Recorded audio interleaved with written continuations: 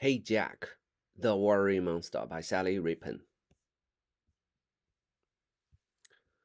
Heart beating fast, tummy squeezing tight, sweaty palms, worry mood. Chapter 1.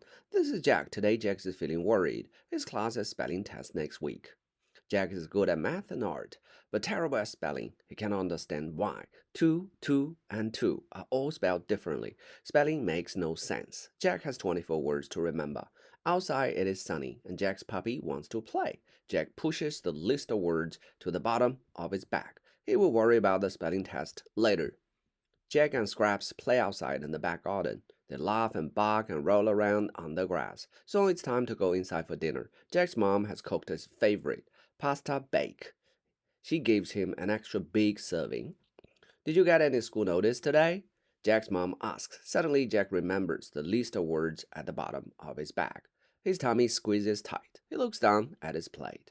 No, he says.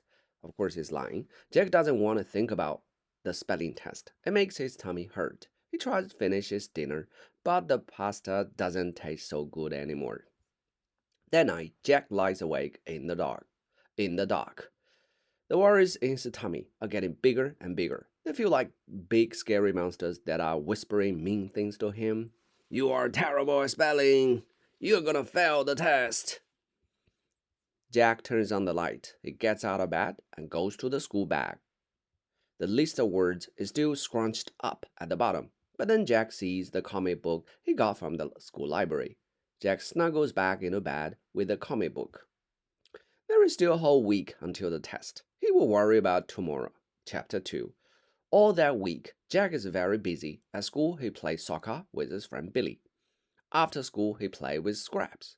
On the weekend, he and Billy build a huge pirate ship from chairs and broomsticks and bed sheets. On Sunday night, Jack packs his bag for school. At the bottom of the bag is a scrunched up piece of paper. Oh no, the spelling test. Jack has forgotten to practice his words. And the test is tomorrow. Jack feels his tummy shrink with worry. He pulls out the test and looks at it. There's so many tricky words on there. Jack knows he will get them all wrong. He stuffs it back in his bag and crawls into bed. That night, he imagines the worry monsters in his room again. This time, they're even bigger and scarier than before. The next morning, Jack feels sick in his tummy. He doesn't want to go to school. He wants to tell his mom about the test, but is worried that she will be cross with him. Jack walks to school with Billy and a mom. He's very quiet. Is something wrong? Billy asks. No, says Jack, shaking his head. No. Are you sure? Says Billy. I'm fine, says Jack crossly. He wishes Billy would stop asking. In class, Jack's tummy ache starts to hurt even more. I don't feel well, Jack says to Billy. Billy puts up a hand. Miss Wharton, she says, Jack doesn't feel well. Can I take him to sick bay? Oh dear, Miss Wharton says. You do look a little pale, Jack. Billy will take you to sick bay. I will call your parents. You will miss the spelling test, but you can do it tomorrow. Jack lies in sick bay, waiting to be picked up. Billy waits with him. Can I tell you something? Jack says. Sure, says Billy. What is it? I didn't practice my spelling words, Jack says. I don't know what to tell Mom and Dad. Just tell them the truth, Billy says. Jack lies back. There are patterns on the ceiling that remind him of the worry monsters. He closes his eyes to make them go away. Chapter 3. At home, Jack's dad tucks him into bed. He puts a cold washcloth on Jack's forehead or forehead. So, his dad says kindly, do you want to tell me what's wrong? Jack hands his head. I had a spelling test tomorrow, he says. I forgot to practice these words. You forgot? Says his dad. He lifts his eyebrows and smiles. Jack sighs. I'm terrible at spelling, Dad, he says in a little voice. I just cannot do it. That doesn't sound like my Jack, his dad says. He gives Jack a cuddle. Why don't we practice the words together? You will have to go back to school sometime, and the spelling test will still be there. Jack climbs out of bed. He pulls the wrinkled paper from his school bag and hands to his dad. His dad reads the words. Some of these are tricky, he says, but I have an idea. Come and help me with some cooking. Jack looks surprised. But I thought we were going to practice my spelling, he says. We are, says his dad.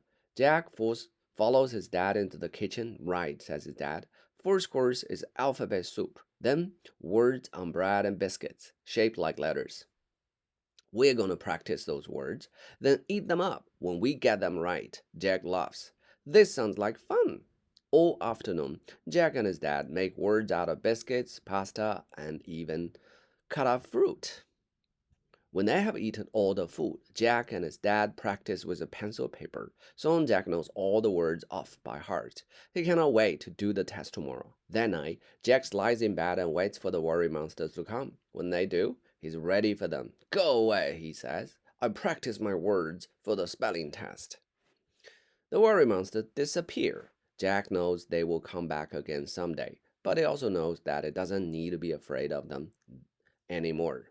When Jack does his test the next day, Miss Wharton is very surprised. My goodness, Jack, she says, you have improved. Well done. Wow, Billy says. When she sees his mark, how did you remember all those words? I will teach you a trick. My dad taught me. Jack grins, but I hope you like alphabet soup. Alright, so much for today. See you guys. Bye.